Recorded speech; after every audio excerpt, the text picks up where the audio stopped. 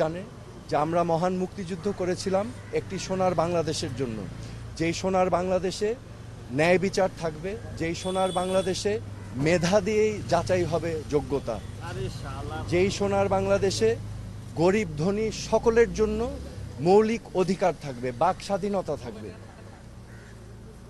চিন্তার স্বাধীনতা থাকবে। আজকে আমি মনে করছি যে আমাদের সকলেরই এই অধিকারগুলো ক্ষুণ্ণ হচ্ছে মারাত্মকভাবে।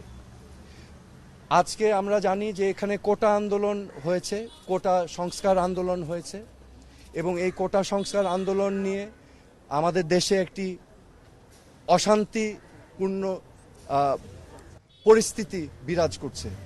এখানে শত শত মানুষ নিহত হয়েছে, নিরীহ 5 বছরের বাচ্চা থেকে শুরু করে 8, 10, 15, 16 ছাত্র, সাধারণ মানুষ সহ